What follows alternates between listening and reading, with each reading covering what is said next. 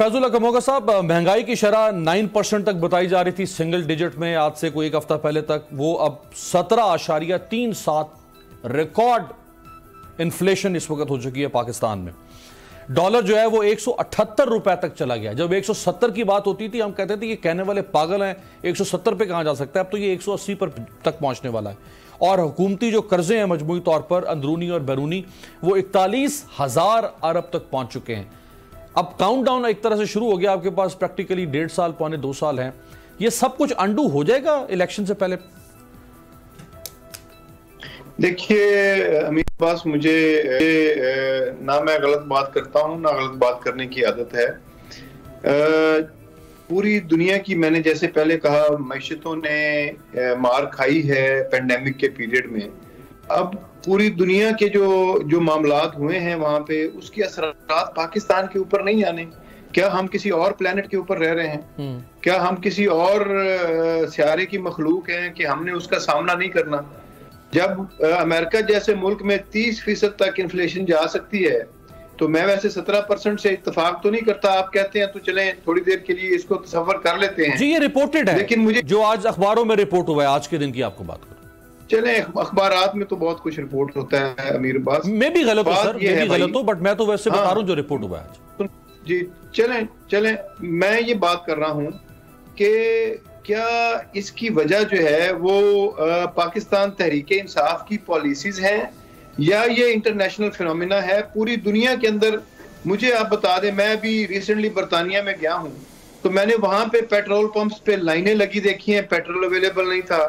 उनके जो food stores हैं वहां पे जो एसेंशियल फूड आइटम्स हैं उनके रैक खाली पड़े हुए हैं, वो वहां पे मौजूद नहीं है। और जो महंगाई की शरह है वो आप यकीन कीजिए कि वो कहीं की कहीं जा चुकी हुई है।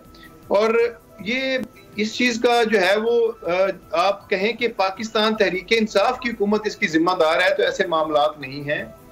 हमने बड़े मुश्किल हालात में, मैं यकीन कीजिए दिल से ये दुआ करता हूं कि जो पाकिस्तान की लीडरशिप है, इमरान खान को अल्लाह ताला जिंदगी दे और मजीद मौका दे इस मुल्क की खिदमत करने का। जिस तरीके से उन्होंने पेंडेमिक में इस मुल्क को वाइजली चलाया है, स्ट्रॉन्ग नर्व्स के साथ, अगर वो भी कमजोरी का मुजाहरा करते जैसे हमारे साथ के मुल्क इंडिया में हुआ, अमवात की क्या शरह रही, वहां पे लोगों के क्या हालात हुए, बाकी मुल्कों के अंदर, बहुत सारे मुल्कों के अंदर आप देख लें कि क्या क्या हालात हुए। पाकिस्तान की एग्जाम्पल दी जाती है। हमने पेंडेमिक को तो कंट्रोल किया, लेकिन जो उसके फाइनेंशियल या उसके मुआशी असरात थे उसको रोकना हमारे बस की बात नहीं है। सही है, ना किसी और मुल्क के बस की बात है। अब जो 17 मुल्क ऑयल प्रोड्यूसिंग कंट्रीज हैं, उनके बाद 18वां मुल्क पाकिस्तान है जहां पे जो तेल की कीमत है वो कम है, 18वें नंबर पे पाकिस्तान है। तो अच्छा ये जो आप फरमा रहे हैं कमोका साहब, ये लॉजिकल आर्गुमेंट हो सकता है, लेकिन जनरल साहब क्या लोग इस आर्गुमेंट को बाय कर लेंगे? ये बिल्कुल ठीक फरमा रहे होंगे कि भाई हमने कुछ गलत नहीं किया, जितनी महंगाई है, जो इस वक्त फाइनेंशियल बर्बादी है, उसमें हमारा कंट्रीब्यूशन नहीं है, वो सारा इंटरनेशनल फैक्टर की वजह से हो रहा है। क्या लोग इस बात को बाय कर लेंगे? एक आम आवाम जनता कहेगी कि हाँ भाई इमरान खान का तो कोई कसूर नहीं है ना, ये तो बाहर से सब कुछ हो रहा है, लिहाजा हम इमरान खान के साथ हैं। देखिए ये नहीं हो सकता।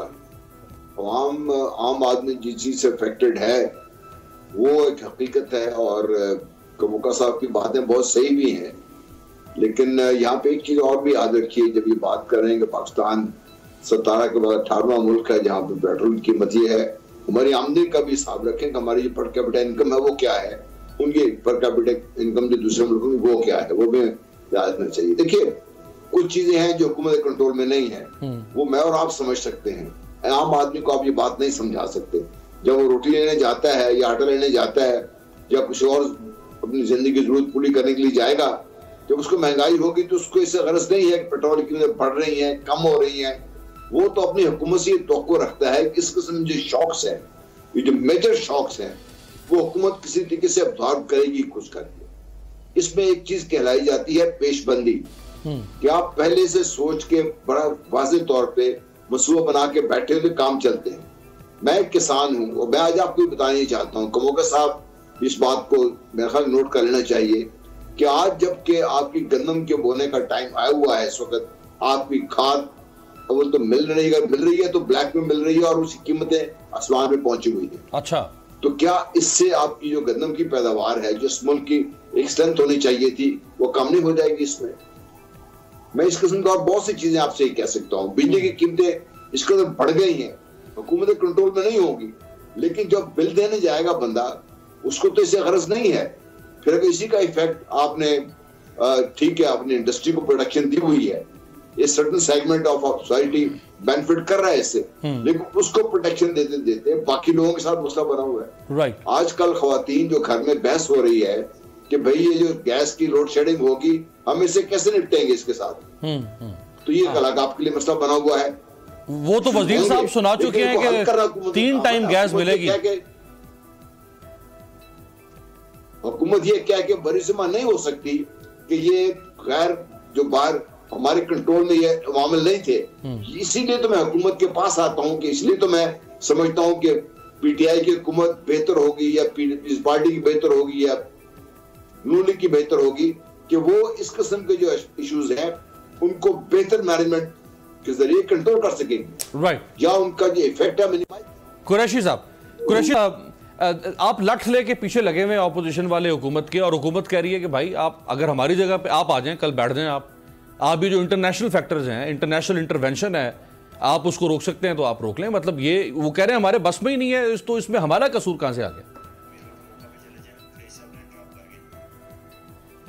अच्छा, कुरैशी साहब की लाइट ऑफ जी। कमोका साहब, लास्ट कमेंट आप ही कर दें सर कि क्या आप कन्विंस कर पाएंगे लोगों को? आप ठीक कह रहे होंगे, हम नहीं कह रहे कि आप गलत कह रहे हैं, लेकिन ये बात लोगों के दिल में भी तो उतरे ना, लोग भी तो आपके साथ हाँ में हाँ मिलाए ना, और आपका वोट बैंक तो इंटैक्ट रहे ना इससे।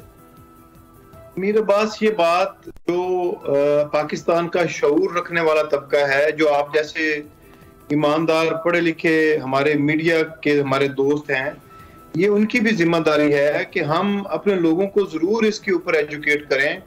देखिए, करप्शन के हवाले से आप इस गवर्नमेंट के बारे में बात कर लें कि क्या जो हमारी टॉप स्लॉट है उसमें कोई किसी का केस सामने आया है? इनकी अपनी हुकूमतों के अंदर इनके ऊपर क्या क्या इल्जामात लगे और वो केसेस इनकी अपनी हुकूमतों के बनाए हुए केसेस अभी तक इनके ऊपर चल रहे हैं। ठीक है, कोई इस हवाले से बता दे, कोई जो भी अब तक जितना बड़ा सोशल सेफ्टी नेटवर्क को जो है वो स्ट्रॉन्ग करने के लिए, पाकिस्तान के पिछे हुए तबकात की बेहतरी के लिए, मैं आपको बता रहा हूँ जो वज़ीर आज़म पाकिस्तान अभी थोड़े दिनों में कोई 450 बिलियन का एक पैकेज देने जा रहे हैं, जिसमें 8 किस्म के जो है वो मामलात को एड्रेस करेंगे, जिसमें बच्चों के यूनिवर्सिटियों और स्कूल और कॉलेजेस के 63 लाख बच्चों को स्कॉलरशिप्स दिए जाएंगे। कोई 2 करोड़ घरों को जो है वो उनकी कफालत के लिए पैसे दिए जाएंगे। फिर उसके बाद जो एसेंशियल फूड आइटम्स हैं वो 30% सब्सिडी के साथ लोगों को दी जाएंगी। मैंने हेल्थ कार्ड का आपको बता दिया। फिर जो बच्चे जिनको सही तरीके से खुराक नहीं मिल पाती, उनकी खुराक के लिए प्रोग्राम बनाया गया है। फिर उसके साथ जो है वो हेल्थ के लिए मैंने आपको बता दिया, एजुकेशन के लिए मैंने आपको बता दिया, जो बुनियादी ज़रूरियातें ज़िंदगी हैं लोगों की, उनको पूरा करने के लिए मैंने आपको बता दिया। तो ये सारा कुछ, यानी इतने बुरे हालात होने के बावजूद जो है पूरी दुनिया के अंदर हमारी गवर्नमेंट जो है वो ये करने जा रही है। राइट। और तो मैक्सिमम पॉसिबल इन हालात में पैसा निकाला जा सकता है पाकिस्तान के लोगों के लिए, महंगाई का मुकाबला करने के लिए वो हमारी हुकूमत कर रही है। सब्सक्राइब करें और बेल दबाएं ताकि कोई खबर रह न जाए।